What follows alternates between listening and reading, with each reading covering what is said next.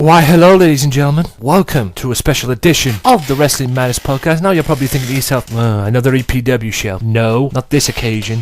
No, I'm going to do something a little different. That's right. MPW, Maximum Pro Wrestling. I am going to give my view and my interpretation on what I saw on YouTube, on the Maximum Pro Wrestling YouTube page, from April 11th, 2014, at Pennywell Comrades, which is exactly where they're going to be, Maximum Pro Wrestling in Pennywell again, exactly the same place, at October 31st. Yes, October 31st in Pennywell. Now, I'm going to do this. This is a test because I spoke to Mark Anthony about this July 25th, and I said to him, if you need any promotions, anything you want promoting or whatever, hook him my way and I'll put him on the podcast for you, and whether it's this one or the CVFM. And he said, yeah, that's cool, and I'll get him on the show, so hopefully he'll be coming on the show in due time. So I decided to do this Maximum Pro Wrestling, talk about this show from what I saw on Twitter, YouTube, sorry, and hopefully it'll test, and hopefully it'll be a sign of things to come. So without further ado, let's talk about the actual show, and I'll go from the notes that I've got here. Now, Arial versus Killshot was the first match on the card. To start the match, Aaron points a laser pen or some sort in Killshot's face, just playing with him, just toying with him, trying to mess about and everything. Killshot showing he has the power advantage, but Aaron shows that he has the quickness advantage, executing a flying head scissors and a springboard chop and a springboard elbow, and gets a 2 off it. So a near fall, that is. Aaron goes off top, but Killshot hitting 2 backbreakers and then a fall away slam after catching him in midair. Again, Killshot had the power. Killshot hits a pump handle slam and gets a 2 out of it. Aaron tries to mount a comeback but misses a swanton off the top. Aaron mounts a comeback and hits a spinning facebuster move from a neckbreaker position to get the 1, 2, 3. Now, I'm just going what I saw in this match, and I know Mark's probably listening to this as well, so I'm just going on what I saw in this match. This was an okay match to start with, but it wasn't the best match I've seen, and again, this is just basically what I'm going on. I'm just giving my opinion. Arial's horrible, and I don't know if this was his first match on your show or anything, or this was his debut match, but this wasn't the best match. This match was more about botching, at least from Arial's point of view. And I read the comments underneath the video, and 3 comments were dislike comments towards Aaron, and I don't think he got over it. Hopefully that was his first match, and hopefully he's done better for you since. But it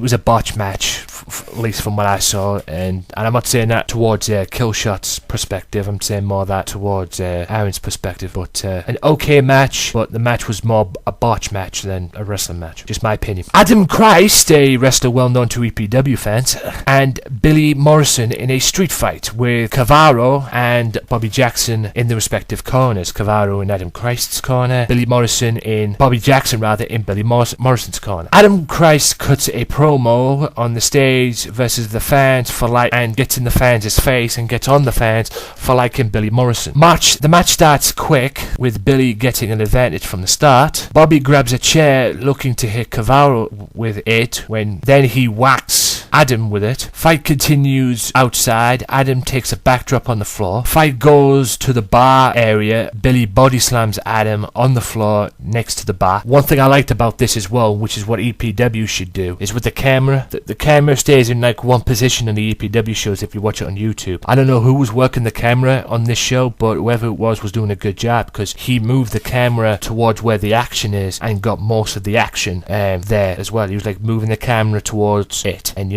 pointing at the action, and he got most of the action that if that was in an EPW show you probably wouldn't see. Just saying. So that's what EPW should do, is move the camera about a little bit, and just document the action a bit more and follow the action. But then again, I don't run EPW, do I, Chris? Anyway, Kavaro gets involved before Bobby makes a save. Fight continues outside with Adam in control, hitting a backbreaker and then delivers an elbow drop off the back of the seat next in front of the window and gets a 2 off it. Basically he climbed on the windowsill, is what you could say. There's like a bar area, there's like seats, like a seat row, big huge row when you rest yourselves after you're drinking and everything. He basically climbed on top of it and did an elbow off it. Which was just insane. Fight goes back into the ring. It goes from a brawl and then a test of strength. Both men win, but Billy gets the advantage. For a match that started as a fight, an all-out brawl, all over the Comrades, they showed some chain wrestling. They did. Believe it or not, they actually did. They went to chain wrestling. Christ gets an advantage advantage and takes control, just basically controlling him, dictating the pace his way and grounding Billy. Chop fest ensues. Adam uses the chair to advantage till Billy countered it and used it himself, and to get a near fall, 2 in fact. You got a 2 count out of it. Christ brings a ladder into the match. He went to the backstage. It was like where the stage was there was like a door on the right hand side, and if you see it on the YouTube page, like I say, links will be in the description. If you see it on the YouTube page, there was like a door on the right hand side, and he just went in and got a ladder out of it.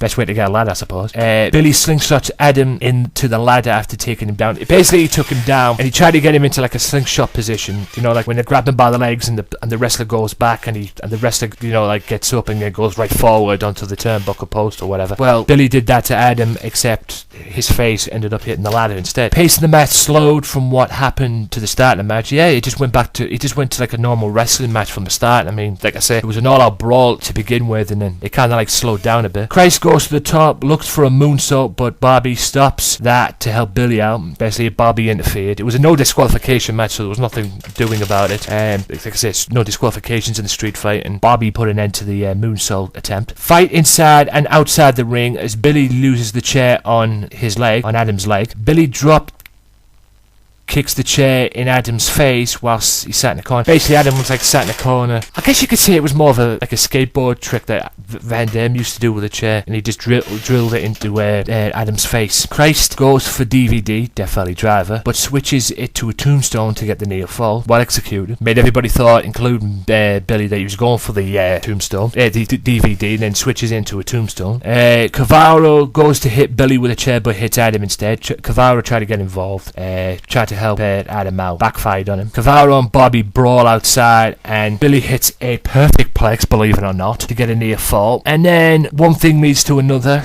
counter after counter, move after move, and then Billy gets the advantage and puts Adam in the Boston Crab and wins the match with it. Yes, Adam tapped out. I don't know what to make of the street fight, to be honest. I mean, it was a unique street fight. I mean, I will say it had a bit of everything, and I mean, it went from a Pier 6 brawl, which fought around the bar area and everything, to a wrestling match. That's what you could say about it, but a good match, very good match nonetheless. And then to follow up that match, so to speak, Kavaro and Bobby Jackson end up getting into an impromptu match. The match starts after Bobby challenges Kavaro, and I think Adam accepted on his behalf, and one thing led to another, and the match began. Feeling out process, chain wrestling to start the match, very even. Kavaro showing he is good on his feet, kicks, quickness to get the advantage, and Bobby didn't know what hit him. Kavaro working on Bobby's legs, locking a leg lock on him, working the legs, trying to ground Bobby, and to full effect, I suppose. Kavaro in firm control. He totally controlled the match, basically, from start to finish. It was a very short match, but he just basically totally controlled it from start to finish. Bobby mounts a fight back and gets a near fall. He did. Bobby then hit a brain buster, beautiful executed brain buster, and Kavaro got Bobby into a chokeout position, which was a Randy Orton position neck breaker, where he grabs the guy by the head and then like a backbreaker kind of position, what Randy Orton does, except he didn't drop down for a backbreaker. Kavaro basically just choked him out and got the 1-2-3 for it, and Kavaro ended up winning the match. Okay match, like I say, it was impromptu. It seemed impromptu, and it was to follow up the street fight, and Kavaro got the win, and it was basically 1-1 on the night between Kavaro, Adam Christ, Bobby and Billy. So now on to the 6-man tag match. Mark Anthony and Chris Travis, on one team anyway, led the team. It was El Marvel and MJH and Mark Anthony versus Chris Travis, Steele, I believe it was Damien Steele, D Steele, and Martin Kirby. Yes, any PCW wrestling fans will know who the heck I'm talking about there. Mark Anthony and Chris Travis start the match. Kirby has the audacity to mock Anthony when Travis got him in the corner, and that Travis was winning this collar and elbow tie-up match they were having, and then Kirby gets underneath and uses his hair and starts taking the mick out of his hair, mocks his hair. Kirby's got a short hair, bald head, and basically Kirby used his hair as a wig.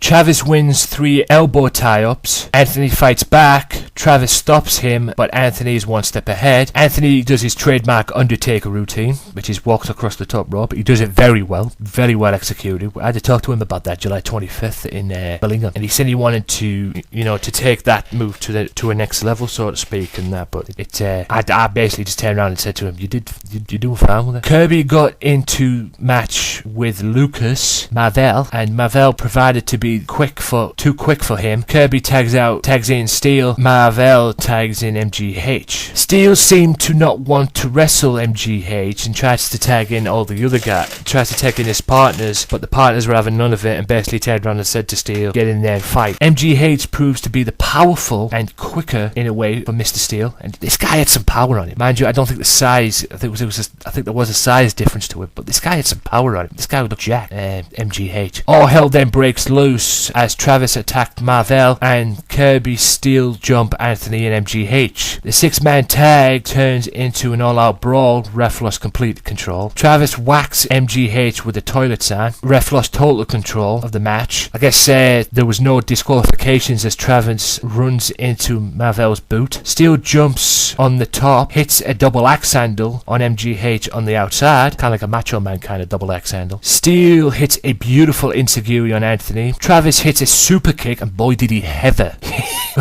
Go back and watch this match, and he nailed him with that super kick. He almost kicked his head off, and then hits a crucifix bomb in the corner, and then hits Travis with I suppose you could say a Travis bomb, which is a double underhook bomb, which you get him in like a, if you don't know it, which I'm sure you all do, you get him in like a pedigree position, you lift him up, and he sit out. It's like a sit out, turn it into a sit out power bomb, and he got the 1, 2, 3 win for it. Great 6-man tag match, and yeah, a good job all around. And now we go to the main event of the evening, which is Bret Eagle challenging Micky Finn. EPW wrestling fans, you will know who he is, for the EPW Heavyweight Championship. Micky draws first blood to get the advantage. Doesn't literally draws first blood. He just basically shows that he got the advantage over Bret first. Micky proves to be one step ahead of Bret, showing great wrestling skills, and he is a great wrestler, there's no doubt. He can wrestle. Both men use the ankle lock submission hold. Micky using middle roll to his advantage, where he did so. Micky outsmarts Bret, hits a crossbody from the top rope. This basically proving that he was one step ahead, and